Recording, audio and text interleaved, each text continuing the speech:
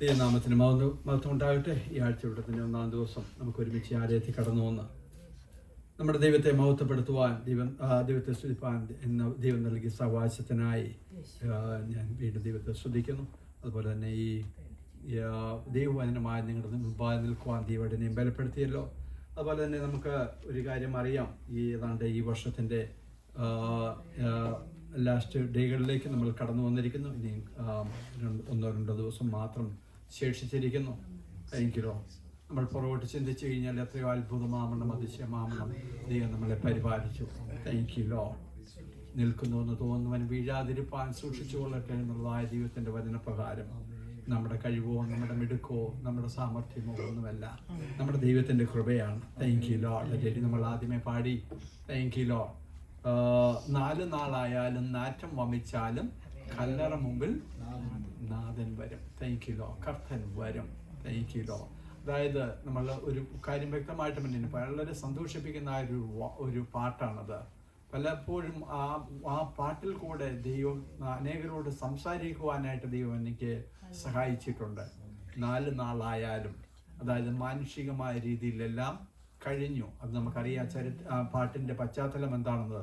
ലാസറിൻ്റെ കല്ലറയുടെ മുമ്പിൽ നിൽക്കുന്നതായ യേശുവിനെയാണ് അവിടെ നമുക്ക് കാണുവാനായിട്ട് സാധിക്കുന്നത്. ആമേൻ, ഹല്ലേലൂയ. മാനുഷ്യമായ രീതിയിൽ മാർത്തയും മറിയും അല്ലെങ്കിൽ അതിനോടനുബന്ധിച്ച് നിൽക്കുന്നതായ അവിടെ ആ കൂടിയിരിക്കുന്ന ജനത്തെ, ഹല്ലേലൂയ, അവരെല്ലാം പറയുന്ന ഒരു കാര്യം മാത്രം, ഡൺ, ഗോൺ. Thank you Lord. ഇനി ഒരു മടങ്ങി വരവില്ല. Thank you Lord. 4 നാളായാലും നാറ്റം വമിച്ചാലും കല്ലറയുടെ മുമ്പിൽ കർത്തൻ വരും. Thank you Lord. നമ്മുടെ യേശു, ഹല്ലേലൂയ, ആ ദൈവമാണ്.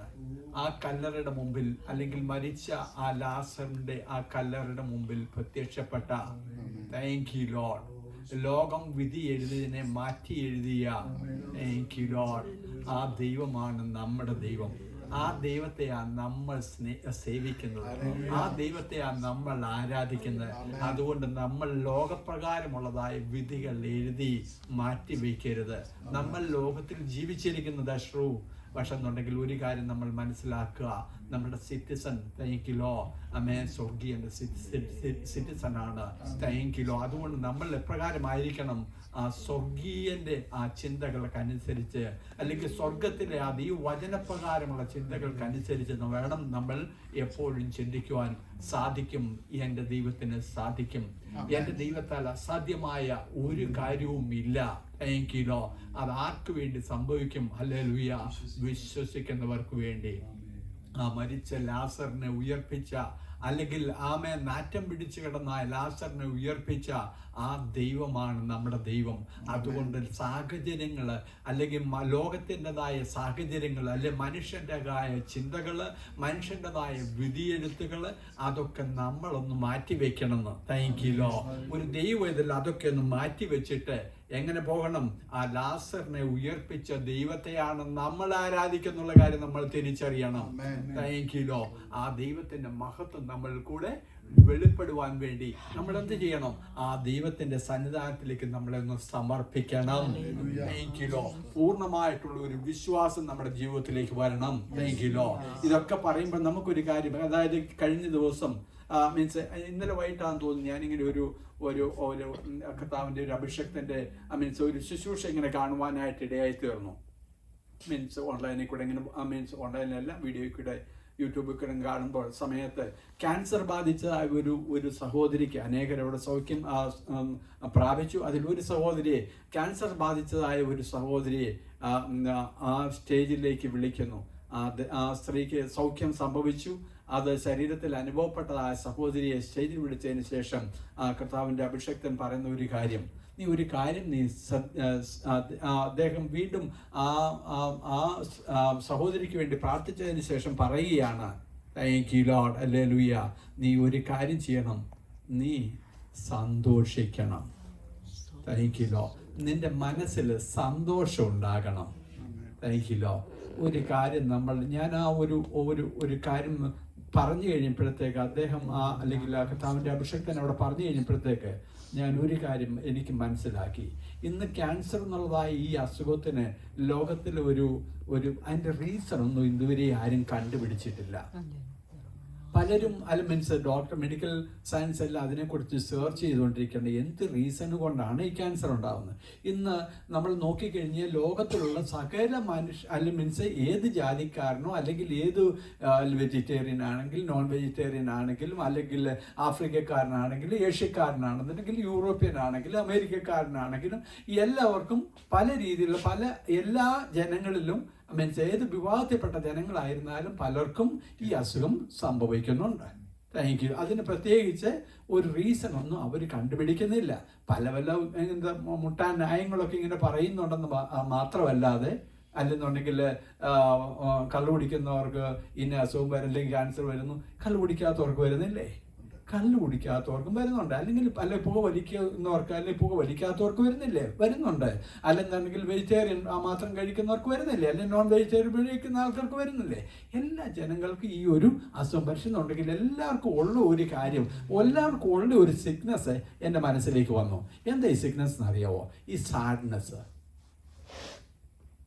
ഓക്കെ, ഈ സാഡ്നെസ് എല്ലാ മനുഷ്യരെയും, അത് ആഫ്രിക്കക്കാരനാണെങ്കിലും ഏഷ്യക്കാരനാണെങ്കിലും അമേരിക്കക്കാരനാണെങ്കിലും അല്ലെങ്കിൽ എവിടെ ലോകത്തിലുള്ള എല്ലാ മനുഷ്യർക്കും ഉള്ള ഒരു രോഗമാണ്. എന്താ ഇത്?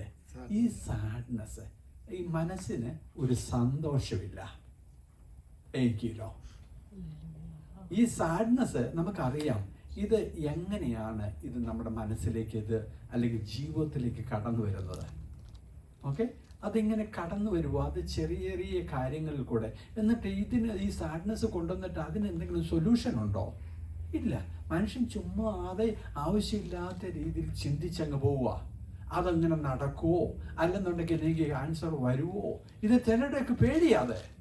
അല്ലെങ്കിൽ എൻ്റെ ഫ്യൂച്ചർ എന്താവും, അല്ലെങ്കിൽ എൻ്റെ പ്രായം ആയി കഴിയുമ്പോഴത്തേക്ക് എൻ്റെ മക്കളെന്നെ നോക്കുമോ, അല്ലെന്നുണ്ടെങ്കിൽ കുഞ്ഞുങ്ങളാണെന്നുണ്ടെങ്കിൽ എൻ്റെ ഭാവി എന്താവും, അല്ലെങ്കിൽ എനിക്ക് കല്യാണം കഴിക്കാനായിട്ടിരിക്കുന്ന അല്ലെങ്കിൽ എൻ്റെ പങ്കാളിയായിട്ടിരിക്കാനുള്ള വ്യക്തി നല്ല ആളാവുമോ?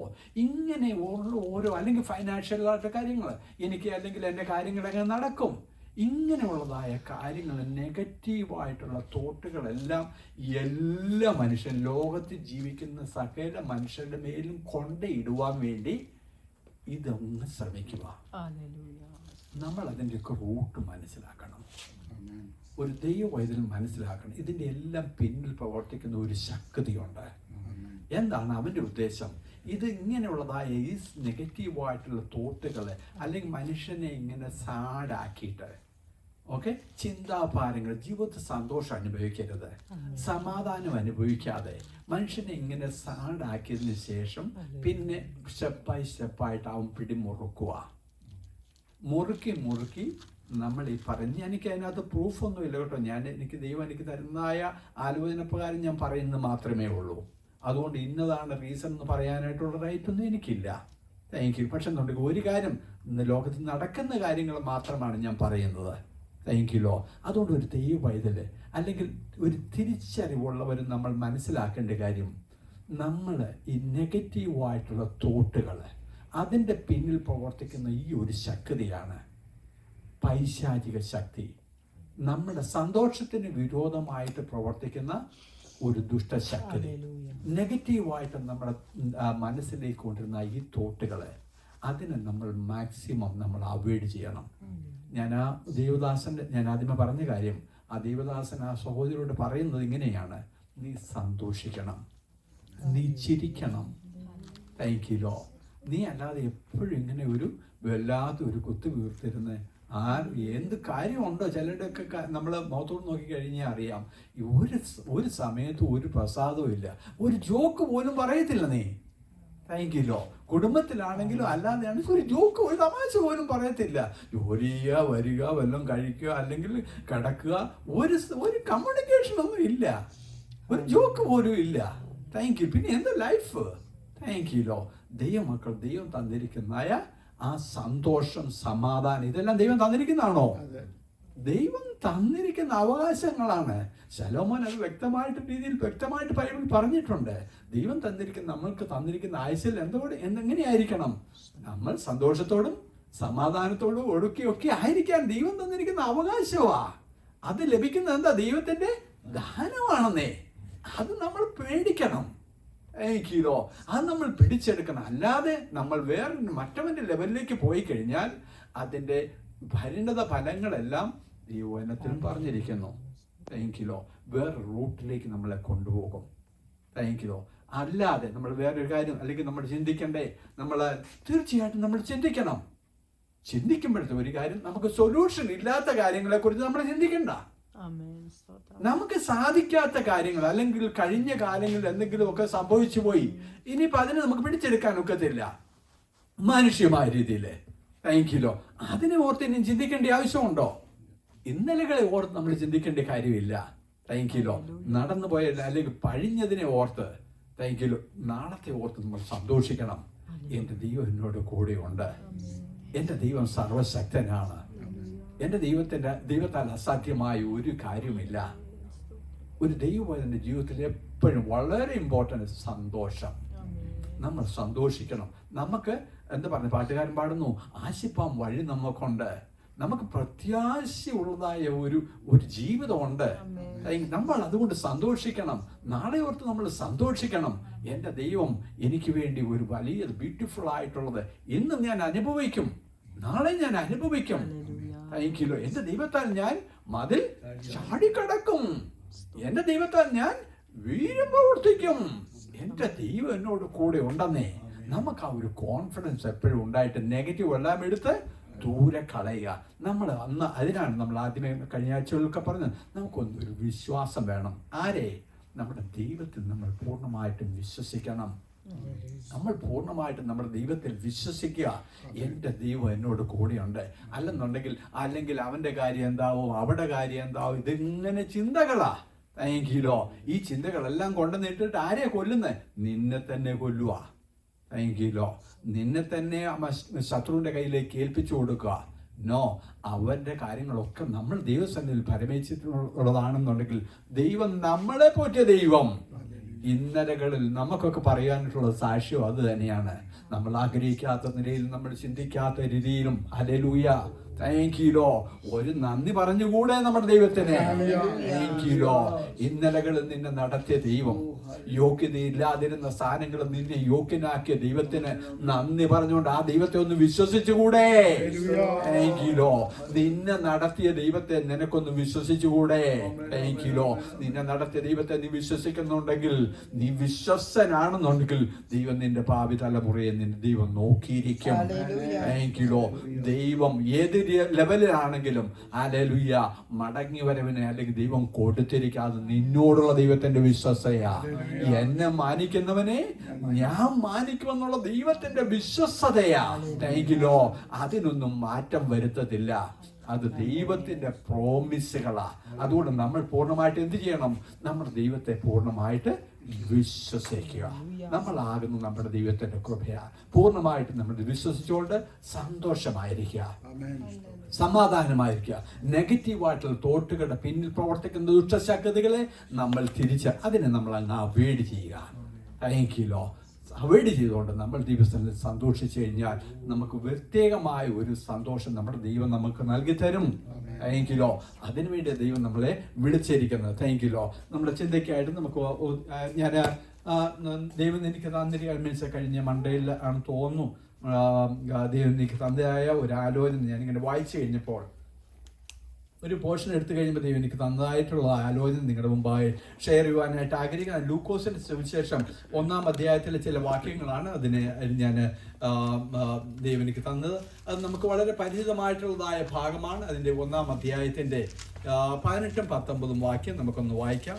ലൂക്കോസിന്റെ സുവിശേഷം 1-ാം അധ്യായത്തിന്റെ 18-19. സക്രിയാവ് ദൂതനോട്, ഇത് ഞാൻ എന്തെന്നാൽ അറിയും, ഞാൻ വൃദ്ധനും എന്റെ ഭാര്യ വയസ്സ് ചെന്നവളുമല്ലോ എന്ന് പറഞ്ഞു. ദൂതൻ അവനോട്, ഞാൻ ദൈവസന്നിധിയിൽ നിൽക്കുന്ന ഗബ്രിയേലാകുന്നു. നിന്നോട് സംസാരിപ്പാനും ഈ സദ്വർത്തമാനം നിന്നോട് അറിയിപ്പാനും എന്നെ അയച്ചിരിക്കുന്നു. മതി. നമ്മൾ അവിടെ പ്രത്യേകം ശ്രദ്ധിക്കേണ്ടതായ ആ ചരിത്ര ഭാഗങ്ങളെ കുറിച്ചൊക്കെ നമുക്ക് വളരെ അറിവുള്ളതായ പലർക്കും അറിവായിരിക്കും. പക്ഷെ എന്നുണ്ടെങ്കിൽ അറിയാൻ മേലാതിരിക്കുന്നവർക്ക് വേണ്ടി കൂടെ ഞാൻ അല്പം ഒന്ന് തൊട്ടു പോകാനായിട്ട് ആഗ്രഹിക്കുന്നു. വീണ്ടും നമ്മൾ വായിച്ചത് ലൂക്കോസിന്റെ സുവിശേഷം 1-ാം അധ്യായത്തിന്റെ 18-19 വാക്യമാണ് നമ്മൾ വായിച്ചത്. ആ 1-ാം അധ്യായത്തിന്റെ ചില ഭാഗങ്ങളിലേക്കാണ് നമ്മൾ കടന്നു പോകാനായിട്ട് ആഗ്രഹിക്കുന്നത്. അവിടെ ഒരു പുരോഹിതനെ കുറിച്ചാണ് പറഞ്ഞിരിക്കുന്നത്. ആരാണ് പുരോഹിതൻ? സക്കരിയ പുരോഹിതൻ. ആ സക്കരിയ പുരോഹിതന്റെ വൈഫിന്റെ പേരെന്താണ്? എലിസബത്ത് എന്ന അദ്ദേഹത്തിന്റെ വൈഫിന്റെ പേര്. ഈ എലിസബത്ത് ആരായിരുന്നു? എലിസബത്ത് അഹരോൻ എന്നായ ഒരു പുരോഹിതന്റെ മകളാണ്. തൈക്കിലോ അഹരോൻ എന്ന പുരോഹിതന്റെ മകളും പുരോഹിതനായിരിക്കുന്ന സക്കരിയാവും. തൈക്കിലോ പുരോഹിതൻ എന്നൊക്കെ പറയുമ്പോഴത്തേക്ക് നമുക്കറിയാം അന്നത്തെ കാലങ്ങളിലൊക്കെ ജനങ്ങളുടെ പാപപരിഹാരത്തിന് വേണ്ടിയൊക്കെ യാഗമൊക്കെ അർപ്പിക്കുവാൻ വേണ്ടി എങ്ങോട്ട് പോകുന്നു? ഏറ്റവും ഒടുവിലായിട്ട് അങ്ങോട്ട് ആണ്ടിൽ ഒരു പ്രാവശ്യം എങ്ങോട്ട് പോകുന്നു? ഈ അതിവിശുദ്ധ സ്ഥലത്തിലേക്കൊക്കെ കടന്നു പോകുന്ന വ്യക്തിയെ ഞാൻ പറയുന്നത് ശരിയാണല്ലോ? കറക്ഷൻ എന്തെങ്കിലും ഉണ്ടെന്നുണ്ടെങ്കിൽ പറയണം. തൈക്കിലോ അതിവിശുദ്ധ സ്ഥലത്തേക്കൊക്കെ കടന്നു പോകുന്ന വ്യക്തിയാണ്. അങ്ങനെയുള്ളതായ ഒരു വ്യക്തി, അദ്ദേഹത്തെക്കുറിച്ച് ഇവിടെ ചില കാര്യങ്ങൾ അവിടെ പ്രത്യേകം പറഞ്ഞിട്ടുണ്ട്. ആ വ്യക്തി എങ്ങനെയായിരുന്നു, അല്ലെങ്കിൽ ആ കുടുംബം എങ്ങനെയായിരുന്നു, അല്ലെങ്കിൽ ഈ സക്കരിയാവും ഈ എലിസബത്തും എങ്ങനെയുള്ള വ്യക്തികളായിരുന്നു എന്നുള്ള കാര്യം അവിടെ വളരെ വ്യക്തമായിട്ട് പറഞ്ഞിരിക്കുന്നു. എങ്കിലോ അവരെങ്ങനെയുള്ളവരായിരുന്നു? ഇരുവരും ദൈവസന്നിധിയിൽ നീതിയുള്ളവരായിരുന്നു. കർത്താവിന്റെ സകല കൽപ്പനകളിലും ന്യായങ്ങളിലും കുറ്റമില്ലാത്തവരായി നടക്കുന്നവരുമായിരുന്നു. കുറ്റമില്ലാത്തവരായിരുന്നു. കൽപ്പനകളിലും ന്യായങ്ങളിലും കുറ്റമില്ലാത്തവരായിരുന്നു. പിന്നെ നീതിയുള്ളവനും കർത്താവിന്റെ സകല കൽപ്പനകളിലും ന്യായങ്ങളിലും കുറ്റമില്ലാത്തവരായി നടക്കുന്നവരും ആയിരുന്നു. താങ്ക്യൂ. അവിടെ 4-5 കാര്യങ്ങളാണ് ഇവിടെ എടുത്ത് പറഞ്ഞിരിക്കുന്നത്. Thank Lord. ഹല്ലേലൂയ. ഒന്ന്, ഹല്ലേലൂയ, വിശ്വസന്മാരെ അല്ലെങ്കിൽ മീൻസ് അവിടെ എന്താ പറഞ്ഞേ? നീതിയുള്ളവർ. പുരോഹിതനാണ്, പുരോഹിതന്റെ മകളാണ്, നീതിയുള്ളവരാണ്, കൽപ്പനകൾ പ്രമാണിക്കുന്നവരാണ്, കുറ്റമില്ലാത്തവരാണ്. ഇത്തരം കാര്യങ്ങളൊക്കെ അവിടെ വ്യക്തമായിട്ട് പറഞ്ഞിരിക്കുന്നു. ഹല്ലേലൂയ. എന്നാൽ ഇവരുടെ ജീവിതത്തിൽ എന്താണ് സംഭവിക്കുന്നത്? അപ്പം വളരെ ലോകപ്രകാരം ഒരു കുറ്റവും പറയുവാനായിട്ടില്ലാത്ത ഒരു വ്യക്തികൾ, അല്ലെങ്കിൽ പുരോഹിതനായിരിക്കുന്ന ഈ വ്യക്തികൾ എങ്കിലോ, അല്ലെങ്കിൽ ഈ പുരോഹിതന്, ഈ സക്കരിയ പുരോഹിതന് താങ്ക്യൂ, എന്താണ് ഇവിടെ അവരുടെ ജീവിതത്തിൽ എന്താണ്? അവർ നാളുകളായിട്ട് അവരാഗ്രഹിച്ച ഒരു കാര്യം എന്തായിരുന്നു? അവർക്ക് മക്കളില്ലായിരുന്നു, കുഞ്ഞുങ്ങളില്ലായിരുന്നു. അങ്ങനെ ഇത്രയും നീതിയോടുകൂടെ ജീവിച്ചതായ ഈ വ്യക്തികൾക്ക് അവർക്കൊരു സന്താനം ഇല്ലാതിരിക്കുക എന്ന് പറയുമ്പോൾ മാനുഷികമായ രീതിയിൽ മനുഷ്യരൊക്കെ അവരെ ഒന്ന് പോയിന്റ് ചൂണ്ടും. പുരോഹിതനാണ്, പക്ഷെ എന്നുണ്ടെങ്കിൽ എന്തുകൊണ്ട് നിനക്ക് മക്കളില്ല എന്നുള്ളതായ ആ ഒരു പോയിന്റ് ചൂണ്ടുന്നുണ്ട്. അവരിങ്ങനെ കാലങ്ങളൊക്കെ കഴിഞ്ഞു പോകുന്നു. കാലങ്ങൾ പുരോഗതി ശുശ്രൂഷയൊക്കെ ചെയ്ത് ആ സമയത്തും അവരെങ്ങനെയാണ് ഈ പറയുന്നതായ കാറ്റഗറി? അവർ വിശ്വസ്തരും ദൈവത്തിൽ നീതിയോടും എല്ലാം ജീവിക്കുന്നതായ ഈ വ്യക്തികളായിരുന്നു. എങ്കിലോ ഈ പ്രായം ചെന്നിട്ടും അല്ലെങ്കിൽ അവർക്ക് സന്താനം ലഭിക്കാഞ്ഞിട്ടും എല്ലാം എന്നിട്ടും അവർ ദൈവസന്നിധിയിൽ ആരായിരുന്നു? നീതിയുള്ളതായ പുരോഹിതനായിരുന്നു. അപ്പം പിന്നെ അടുത്തത് ക്വസ്റ്റ്യൻ, ഈ നീതിമാന് വേണ്ടി എന്തുകൊണ്ട് ദൈവം പ്രവർത്തിച്ചില്ല?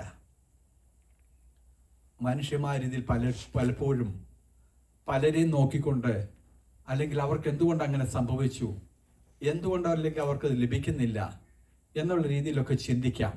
പക്ഷെ എന്നുണ്ടെങ്കിൽ ഒരു കാര്യം മനസ്സിലാക്കണം, ദൈവത്തിൻ്റെ ഒരു പ്ലാനും പദ്ധതി ഉണ്ട്. ഒരു ദൈവത്തിനെ കുറിച്ച് ദൈവത്തിൻ്റെ ഒരു പ്ലാനും പദ്ധതി ഉണ്ട്. അങ്ങനെയുള്ളതായ ഈ സക്കരിയ പുരോഹിതന്റെ ആ അവസ്ഥയിൽ അദ്ദേഹത്തിന് എന്തായി? അദ്ദേഹം എന്തായി? പ്രായമൊക്കെ ആയി, ഭാര്യയ്ക്കും പ്രായമൊക്കെ ആയി. അവർക്കായിരുന്ന അല്ലെങ്കിൽ അവർക്ക് അല്ലെങ്കിൽ സന്താനങ്ങളൊക്കെ ലഭിക്കേണ്ട സമയത്തൊക്കെ അവർ പ്രാർത്ഥിച്ചു. പക്ഷെ എന്നുണ്ടെങ്കിൽ അവർക്ക് ലഭിച്ചില്ല. അങ്ങനെ പ്രായമൊക്കെ അതിന് ശേഷം ഇപ്പം എന്താ പറയുന്നേ, എല്ലാം കഴിഞ്ഞു. ഇനി ഒരു കുഞ്ഞിനെ ലഭിക്കുക എന്നുള്ളതൊക്കെ മാനുഷികമായ രീതിയിൽ ഇമ്പോസിബിൾ ആയിട്ടുള്ളൊരു കാര്യമാണ്. ആ സമയത്താണ് ഈ പുരോഹിതനെ എന്തിനു തിരഞ്ഞെടുത്തു?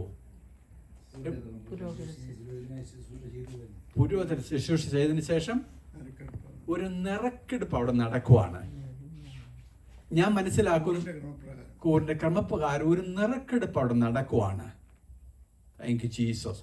നീ സാധാരണ പുരോഹിതനായിട്ട് ഇരിക്കുന്നുവെങ്കിലും ഒരു നിറക്കെടുപ്പ് അവിടെ നടക്കുന്നു.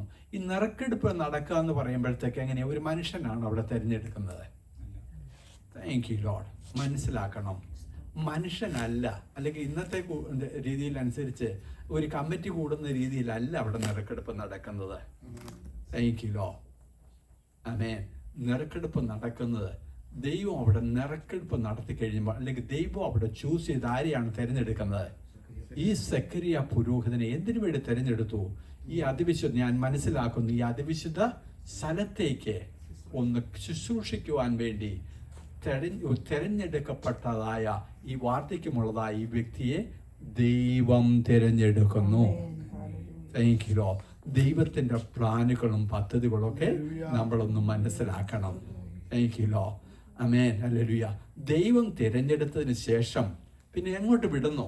Thank you Lord. ഈ അതിവിശുദ്ധ സ്ഥലത്തേക്ക് കടന്നു ചെല്ലുമ്പോൾ അദ്ദേഹത്തിന് അവിടെ ചെല്ലുമ്പോഴത്തേക്ക് എന്താണ് അദ്ദേഹം കാണുന്നത്?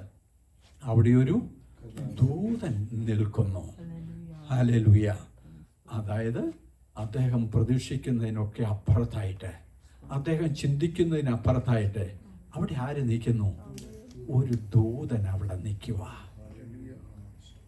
ദൂതൻ, അതല്ലെങ്കിൽ അവർ തമ്മിലുള്ള ചില സംഭാഷണങ്ങളൊക്കെ അവിടെ നടക്കുക.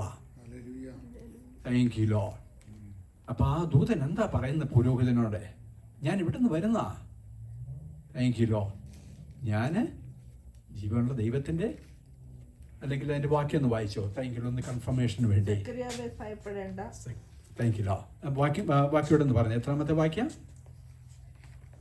11. അപ്പോൾ കർത്താവിന്റെ ദൂതൻ ധൂപപീഠത്തിന്റെ വലത്തുഭാഗത്ത് നിൽക്കുന്നവനായിട്ട് അവന് പ്രത്യക്ഷനായി. സെക്കരിയാവ് അവനെ കണ്ട് ഭ്രമിച്ചു ഭയപരവശനായി. ദൂതൻ അവനോട് പറഞ്ഞത്, സെക്കരിയാവേ, ഭയപ്പെടേണ്ട. നിന്റെ പ്രാർത്ഥനയ്ക്ക് ഉത്തരമായി നിന്റെ ഭാര്യ എലിസബത്ത് നിനക്ക് ഒരു മകനെ പ്രസവിക്കും. അവന് യോഹന്നാൻ എന്ന് പേരിടണം. നിനക്ക് സന്തോഷവും ഉല്ലാസവും ഉണ്ടാകും. അവന്റെ ജനനത്തിങ്കൽ പലരും സന്തോഷിക്കും. അവൻ കർത്താവിന്റെ സന്നിധിയിൽ വലിയവനാകും. വീഞ്ഞും മദ്യവും കുടിക്കയില്ല. അമ്മയുടെ ഗർഭത്തിൽ വെച്ച് തന്നെ പരിശുദ്ധാത്മാവ് കൊണ്ട് നിറയും. അവൻ ഇസ്രായേൽ മക്കൾ പലരെയും അവരുടെ ദൈവമായ കർത്താവിലേക്ക് തിരിച്ചു വരുത്തും. അവൻ അപ്പന്മാരുടെ ഹൃദയങ്ങളെ മക്കളിലേക്കും വഴങ്ങാത്തവരെ നീതിമാന്മാരുടെ ബോധത്തിലേക്കും തിരിച്ചുകൊണ്ട് 20 വാക്യം. തക്ക സമയത്ത് നിവർത്തി വരുവാനുള്ള എൻ്റെ ഈ വാക്ക് വിശ്വസിക്കായ കൊണ്ട് അത് സംഭവിക്കും വരെ നീ സംസാരിപ്പാൻ കഴിയാതെ മൗനമായിരിക്കും. മതി. ഞാൻ എവിടുന്ന് വരുന്നു? ദൂതൻ എന്താണ് പറയുന്നത്? ഞാൻ കർത്താവിന്റെ സന്നിധിയിൽ നിന്ന് വരുന്നു. അപ്പൊ ഈ ദൂതൻ ആരാ? Thank you. ഈ ദൂതൻ ഒരു ദൈവത്തിന്റെ സന്നിധിയിൽ നിൽക്കുന്ന ഒരു മനുഷ്യൻ, അല്ലെങ്കിൽ ഈ ദൂതൻ എങ്ങനെയായിരിക്കണം? അവൻ വിശുദ്ധനായ ഒരു ദൂതനാ. Thank you. ദൈവസന്നിധിയില ഈ സെക്കരിയ പുരോഹിതനെ എങ്ങനെയാ തിരഞ്ഞെടുക്കുന്നേ? ഈ കൂറുംപ്രകാരം എങ്ങനെയാ ഈ അതിവിശുദ്ധ സ്ഥലത്തേക്ക് പുരോഹിതൻ പോകുമ്പോഴത്തേക്ക് എങ്ങനെയാ ചെയ്യേണ്ടത്?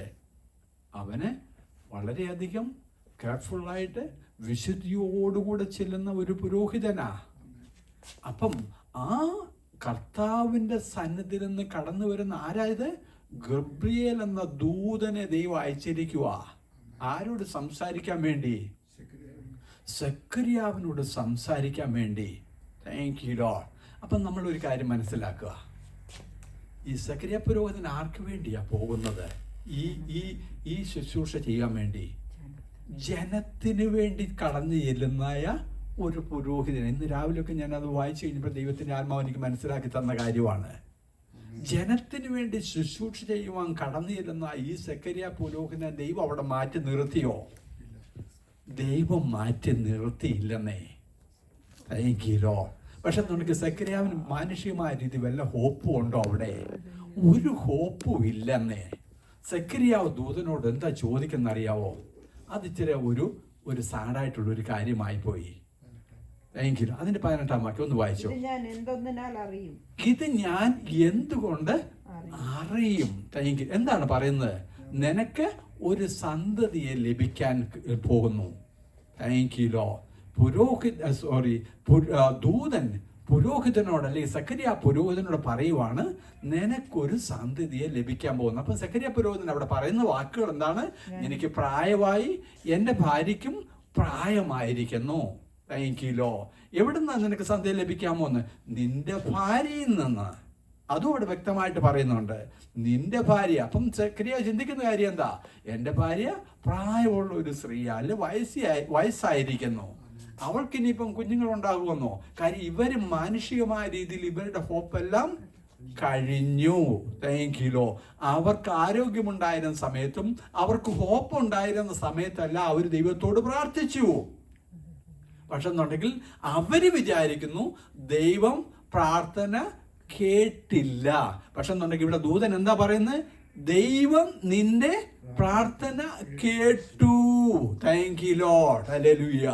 മനസ്സിലാക്കിക്കോണം, ഇന്ന് നമ്മൾ പ്രാർത്ഥിക്കുന്ന പല പ്രാർത്ഥനകളും നമ്മൾ വിചാരിക്കുന്ന എൻ്റെ പ്രാർത്ഥന ദൈവം കേൾക്കുന്നില്ലേ എന്നുള്ളൊരു ക്വസ്റ്റ്യൻ അവിടെ വരുന്നുണ്ട്, ഇല്ലേ? ഇവിടെ എന്താണ് ദൂതൻ പറയുന്നത്? ഹല്ലേലൂയ, നിന്റെ പ്രാർത്ഥന ദൈവം കേട്ടു. ഹല്ലേലൂയ. നീ ഉദ്ദേശിക്കുന്ന സമയത്തല്ലായിരിക്കും ദൈവം അതിന് മറുപടി തരുന്നത്. ദൈവത്തിനൊരു സമയം വെച്ചിട്ടുണ്ട്.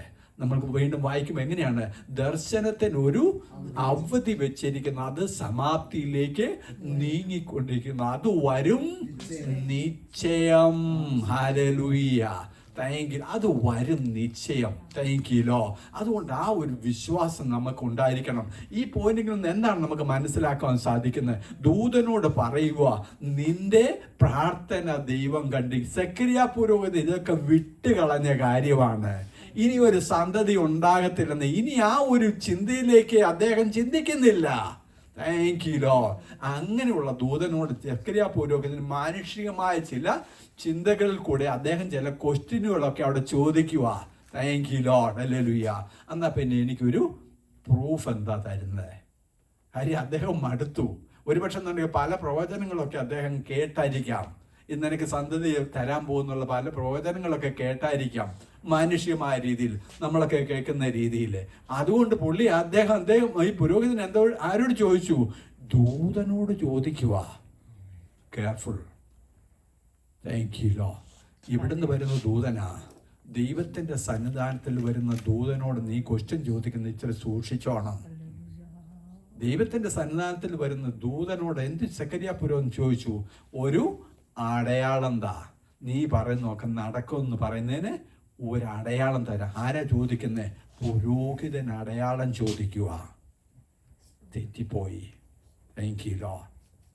ദൈവസനം നീ വിശ്വസിക്കുക.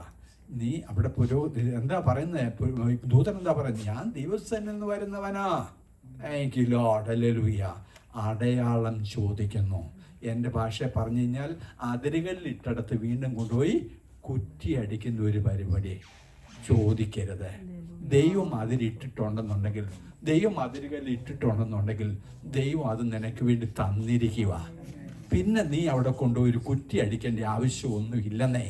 നീ ഒന്ന് വിശ്വസിക്കുക, എൻ്റേതാണ്. എൻ്റെ ദൈവം ബോഷ്ക്ക് പറയുന്ന ദൈവം അല്ലെന്നേ. എൻ്റെ ദൈവം ചിലതൊക്കെ പറഞ്ഞു കഴിഞ്ഞാൽ അത് അതുപോലെ തന്നെ നടക്കും. നീ ഒന്ന് വിശ്വസിക്കുക. ഈ സക്കരിയ പുരോഹിതൻ എന്ത് സംഭവിച്ചു? നീ ഇത് പറഞ്ഞത് എന്നോട് ചോദിച്ച കാരണം, അല്ലെങ്കിൽ നീ ഇത് വിശ്വസിക്കാത്തത് കാരണം. ആരെ? ഈ ദൈവത്തിന്റെ സന്നിധാനത്തിൽ നിന്ന് വരുന്നതായ ഈ ദൂതനെ, ആരെ? ഈ ഗബ്രിയേൽ എന്ന ദൂതനെ നിനക്ക് വേണ്ടി അയച്ചിട്ട് ഈ ദൂതൻ അന്നേരം അവിടെ എന്താ പറയുന്നത്? ഇത് സംഭവിക്കും.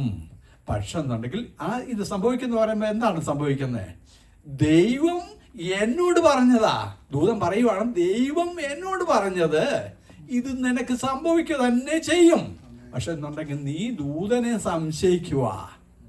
ഓക്കെ, ഇത് സംശയിക്കുന്നത് കൊണ്ട്, ഓക്കെ, ആരാണ്? അതുകൊണ്ട് നീ എനിക്ക് ഒരു ഒരു ഒരു അല്ലെങ്കിൽ ഒരു പ്രൂഫ് തരാൻ പറഞ്ഞതുകൊണ്ട് എന്ത് ചെയ്തു? ദൂതൻ അവിടെ പറയുക. ദൈവം പറഞ്ഞതാണോ? ദൂതൻ അവിടെ പറയുക. അപ്പം നമ്മൾ ഒരു കാര്യം മനസ്സിലാക്കിക്കോണം, ദൂതന്മാർക്കും ഉണ്ട് അധികാരം കേട്ടോ.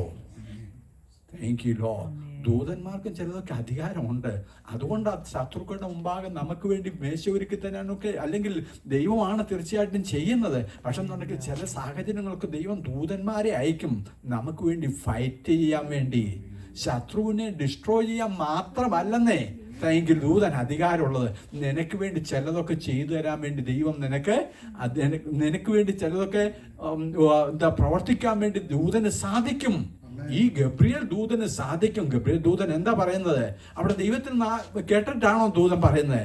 ഓ, നീ എന്നെ വിശ്വസിക്കാഞ്ഞതുകൊണ്ട്, അങ്ങനെയാണ് അവിടെ എഴുതിയേക്കുന്നത്, നീ എന്നെ വിശ്വസിക്കാഞ്ഞതുകൊണ്ട് എന്ത് ചെയ്യും? ഈ കാര്യം നടക്കുന്നിടം വരെ, ദൈവത്തിന്റെ പ്രവൃത്തി നിന്നിൽ വെളിപ്പെടുന്നിടം വരെ നീ സൈലന്റ് ആയിട്ടിരിക്കുമെന്ന്, നീ അല്ലെങ്കിൽ മൗനമായിരിക്കുമെന്ന്. താങ്ക്യൂ. അത് ഒരു കാര്യം വളരെ ഒരു ക്ലേശകരമായി ഇന്ന് ലോകത്തിൽ നടക്കുന്ന, അല്ലെങ്കിൽ വിശ്വാസികളുടെ ഇടയിൽ നടക്കുന്നതായ ഒരു സംഭവമാണ്. Thank you Lord. ദൈവം പ്രത്യേകം ശ്രദ്ധിക്കുക. ദൈവം നിന്നോട് ഒരു വാഗ്ദത്തം തന്നാൽ അതിനുശേഷം ആ വാഗ്ദത്തത്തിൽ നീ എന്ത് ചെയ്യണം? ദൂതൻ എന്താണ് പറയുന്നത്? Thank you Lord. ദൂതൻ നിന്നോട് പറയുന്നത് എന്താ?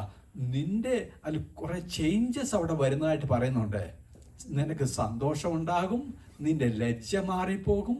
ഇങ്ങനെയുള്ള കാര്യങ്ങളെല്ലാം അവിടെ വളരെ വ്യക്തമായിട്ട് മാറിപ്പോണ്ടല്ലേ. നിന്നെ പരിഹസിച്ചവരുടെ നടുവിൽ, നിന്നെ അപമാനിച്ചവരുടെ നടുവിൽ, ഇതെല്ലാം നിന്റെ അപമാനം എല്ലാം നീക്കാൻ പോവാ. ദൈവം നിന്റെ നിന്ദകളെല്ലാം നീക്കാൻ പോവാ. പക്ഷെ എന്നുണ്ടെങ്കിൽ ഈ സക്കറിയ പുരോഹിതൻ ആ സമയത്ത് ഈ ദൂതനോട് ഈ സംശയം ചോദിച്ച കാരണം ഈ സക്കറിയ പുരോഹിതൻ എന്ത് സംഭവിച്ചു? ഊമനായി പോയി. നീ സന്തോഷിക്കേണ്ട സമയത്ത് നിന്നെ ഊമനാക്കാനായിട്ട് നീ പ്രവർത്തിക്കരുത്. പലർക്കും സംഭവിക്കുന്ന കാര്യമാണ്. ദൈവം സന്തോഷം കൊടുക്കും, പക്ഷെ എന്നുണ്ടെങ്കിൽ കുറെ നാളത്തേക്ക് അങ്ങ് മ്യൂട്ടായി പോവാ. ഊമനായി, ഒന്നുമില്ല, സന്തോഷമുണ്ട് പക്ഷെ മിണ്ടാൻ പറ്റത്തില്ല. Thank you Lord. ദൈവം സന്തോഷം നൽകിയതാണ്, പക്ഷെ എന്നുണ്ടെങ്കിൽ എന്ത് ചെയ്തു? അതങ്ങ് മ്യൂട്ട് ചെയ്തു. ആര് മ്യൂട്ട് ചെയ്തു? ദൂതൻ അങ്ങ് മ്യൂട്ട് ചെയ്തു. ദൈവത്തിൽ വിശ്വസിക്കുന്നില്ലെന്നുണ്ടെങ്കിൽ താങ്ക് യു ലോർഡ്, ദൈവത്തോട് ക്വസ്റ്റ്യൻ ചോദിച്ചുകൊണ്ട് ഇരുന്ന് കഴിഞ്ഞു കഴിഞ്ഞാൽ ദൈവം തന്നത് ലഭിക്കുന്നിടം വരെ നീ ആ ദുഃഖത്തിൽ കൂടെ കടന്നു പോകേണ്ട ഒരു സാഹചര്യം ഉണ്ടാവും. പ്രത്യേകം നമ്മൾ ശ്രദ്ധിക്കണം. ദൈവത്തിൽ വിശ്വസിക്കുക. ദൈവം നിനക്ക് എന്താ? ദൈവം സന്തോഷം നൽകിയതാണ് ഓൾറെഡി. ദൈവം എല്ലാം തന്നതാണ് ഓൾറെഡി. നിന്റെ ദുഃഖം എല്ലാം ദൈവം മാറ്റിയതാ ഓൾറെഡി. ആ സംഭവിക്കുന്ന, അല്ലെങ്കിൽ ആ യോനാസ് സ്ഥാപകൻ ജനിക്കുന്നിടം വരെ, അല്ലെങ്കിൽ ആ പൈതൽ ജനിക്കുന്നിടം വരെയും ഇവരെത്ര ഹാപ്പി ആയിരിക്കേണ്ട ഒരു സമയമാണ്. പക്ഷെ എന്നുണ്ടെങ്കിൽ എന്ത് സംഭവിക്കുന്നു? ഇവിടെ പുരോഹിതനെ മ്യൂട്ട് ചെയ്തു, മിണ്ടാതാക്കി കളഞ്ഞു, ഊമനാക്കി കളഞ്ഞു.